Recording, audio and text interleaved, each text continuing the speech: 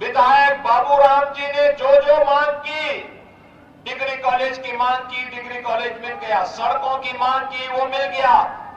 और अगर उन्होंने मांग की कि रामलीला मैदान में अवैध अतिक्रमण है, इसको हटाया जाना चाहिए, तो उस अतिक्रमण को भी हम लोगों ने हटा करके इतना शानदार रामलीला मैदान आपको दे दिया है कि अब रामलीला ही नहीं, हर प्रकार के धार्मिक और सार्वजनिक कार्यक्रम, मांगलिक कार्यक्रम इस रामलीला मैदान में करेंगे।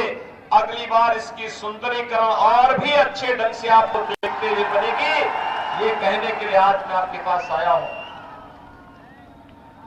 पिछली सरकारों में भाइयों बहनों, अन्नदाता किसान आत्महत्या करता था, गरीब भूख से मरता था, जंगल राज की स्थिति थी, अपराधी सत्ता पर हावी होकर के थानों का संचालन हिस्ट्री शीटर करते थे, व्यापारी तबाह था, नौजवान बेरोजगार था, चारों ओर अराजकता का वातावरण 2017 के पहले था। भाइयों बहनों, आप देख सकते हैं फर्क साफ है। 2017 के पहले जो सरकार थी, याद करिए, कल अहमदाबाद की एक न्यायालय ने अहमदाबाद के सीरियल ब्लास्ट में 38 आतंकवादियों को सजा दी। उसमें से फांसी की सजा भी दी गई, आजीवन कारावास की सजा भी दी गई। और भाइयों बहनों, उत्तर प्रदेश के भी उसमें से कुछ आतंकी थे, और उनमें से एक आतंकवादी का परिवार तो समाजवादी पार्टी के राष्ट्रीय अध्यक्ष के साथ समाजवादी पार्टी को वोट मांगते हुए देखा है हमने। समाजवादी पार्टी का प्रचार कर रहा है। आप अनुमान कर सकते हैं, सपा नई हवा है, वही सपा है। सपा का हाथ साथ, यानी सपा का हाथ आतंकवादियों के साथ, ये एक बार फिर से साबित हो गया है। आखिर 2012 में जब समाजवादी पार्टी की सरकार बनी थी, उस समय समाजवादी पार्टी ने पहला काम कोई किया था, तो दर्जन भर से अधिक आतंकवादियों के मुकदमों को वापस लेने का कार्य किया था।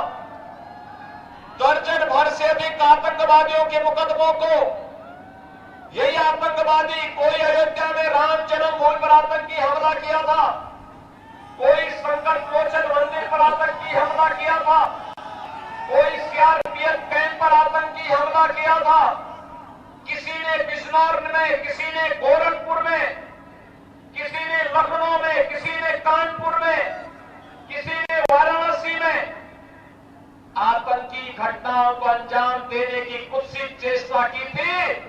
और उन आतंकवादियों की पैरवी तब कोई करता था तो समाजवादी पार्टी करती थी। भाइयों बहनों, कल के न्यायालय के फैसले से एक बार फिर साबित हो गया है कि समाजवादी पार्टी का हाथ आतंकवादियों के साथ, एक तरफ आतंकवाद समर्थक समाजवादी पार्टी है और दूसरी तरफ गांव, गरीब, किसान, नौजवान, महिलाएं और समाज के प्रत्येक तबके के हितों के लिए कार्य करने वाली भारतीय जनता पार्टी की सरकार। याद करिए, जब 2017 में हमारी सरकार बनी, हमने पहला काम किया था अन्नदाता किसानों के कर्ज माफी का। अन्नदाता किसानों का, प्रदेश के अंदर 86 लाख किसानों का 36,000 करोड़ रुपए का कर्ज माफ हुआ था। और भाइयों बहनों, पीलीभीत के 53,400 से अधिक किसानों का कर्ज माफ हुआ था, 53,000 से 400 से अधिक किसानों का। और आज हमारे पीलीभीत के 3,05,000 से अधिक किसानों को प्रधानमंत्री किसान सम्मान निधि का सालाना 6,000 रुपए हर किसान के खाते में आ रहे हैं। गन्ना किसानों का 1 लाख भुगतान किया जा चुका है और क्रय केंद्र के माध्यम से लागत का 1.5 गुना दाम कोई दे रहा है। ये भारतीय जनता पार्टी की डबल इंजन की सरकार दे रही है। भाइयों बहनों, आप इस बात को जानते हैं, समाजवादी पार्टी की सरकार ने दिव्यांगजनों के, विधवा महिलाओं के और वृद्धजनों के पेंशन को रोक दिया था। भारतीय जनता पार्टी प्रदेश के अंदर 1 करोड़ दिव्यांगजन, विधवा महिला और वृद्धजनों को 12,000 रुपए सालाना पेंशन देने का कार्य कर रही है। और यही नहीं भाइयों बहनों, गरीब कल्याण की बात आती है तो 43 लाख से अधिक गरीबों को हमने एक आवास उपलब्ध करवाया। सपा की सरकार में 18,000 गरीबों को भी मकान नहीं मिल पाए थे। आज जब मैं आपके पास आया हूं आपसे कहने के लिए, कोरोना प्रबंधन आपके सामने, फ्री में टेस्ट, फ्री में उपचार, फ्री में वैक्सीन। कितने लोगों ने वैक्सीन ले ली है? यहां पे अभिनंदन आपका, पूरनपुर वासियों का, पीलीभीत वासियों का अभिनंदन जिन्होंने वैक्सीन लिया। यह वैक्सीन कोरोना के खिलाफ देश की लड़ाई का प्रतीक है। कोरोना हारेगा, भारत जीतेगा। और भाइयों बहनों, थर्ड वेव कब आई, कब चली गई, कोई पता नहीं। हमारा उत्तर प्रदेश सुरक्षित है, लेकिन जो लोग कोरोना के समय गुमराह करते थे कि मोदी वैक्सीन है, बीजेपी वैक्सीन है, आज उनको मुंहतोड़ जवाब दीजिए। अगर ये वैक्सीन हमारी जान बचाती है तो इसी वैक्सीन के पक्ष में भारतीय जनता पार्टी का ही हम समर्थन करेंगे। भाइयों बहनों, फ्री में वैक्सीन, सबको वैक्सीन और डबल इंजन की सरकार है तो मोदी जी के नेतृत्व में डबल डोज राशन की भी हर महीने गरीबों को मिल रहा होगा ना?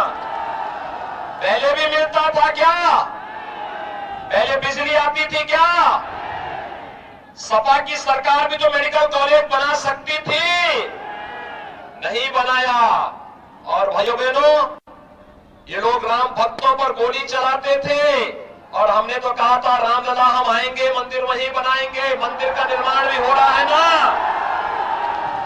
कौन ये काम कर रहा है? कौन कर रहा है? भाजपा कर रही है। डबल इंजन की भाजपा की सरकार कर रही है।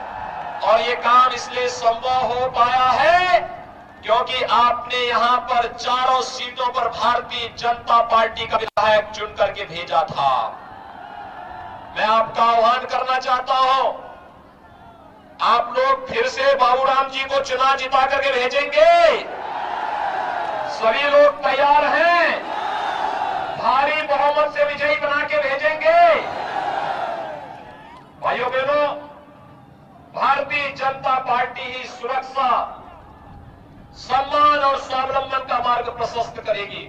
और इसके लिए मैं आपका आह्वान करूंगा, आप सभी लोग भारतीय जनता पार्टी के प्रत्याशी श्री बाबूराम पासवान को, यहां पर श्री विनोद तिवारी जी हमारे पूर्व मंत्री भी हैं, उनके नेतृत्व में भारतीय जनता पार्टी इस चुनाव को अपनी पूरी टीम के साथ, मजबूती के साथ लड़ रही है।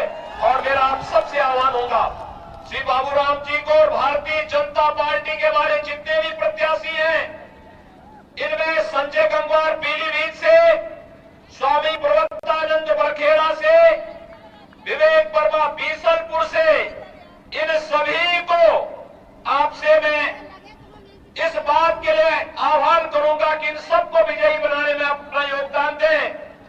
जो बात मेरे सामने आई है, यहां पर बंगाली समाज के नागरिकता के बारे में, भाइयों बहनों, मैंने कमेटी गठित कर दी है। कमेटी गठित कर दी है और सरकार आने के बाद इस कार्य को भी सरकार करेगी। और भाइयों बहनों, अन्य विकास की योजनाओं को तो सरकार प्राथमिकता के आधार पर ले रही है। और इसीलिए बाबूराम जी को, बाबूराम जी इधर आइए, अभिवादन करिए जनता का। आप सभी लोग अपना हाथ ऊपर करिए आशीर्वाद का। दोनों हाथ करके मेरे साथ बोलेंगे, भारत माता की, भारत माता की, भारत माता की।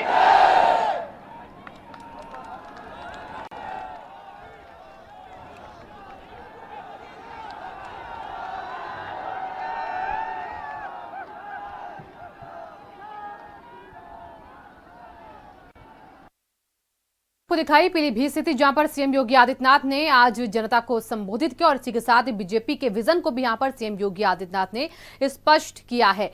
तो अतिक्रमण पर कहा, हमने बड़ी कार्रवाई की है। पिछली सरकार में किसान आत्महत्या करता था। 2017 के पहले अराजकता का माहौल था। सपा का हाथ आतंकवादियों का साथ का भी जिक्र। आतंकवादियों के मुकदमों को वापस लिया। यूपी में अब सुरक्षा का माहौल बना हुआ है। हमने किसानों का कर्ज माफ किया है, किसानों के लिए काम किया है, गन्ना किसानों का भुगतान किया जा चुका है।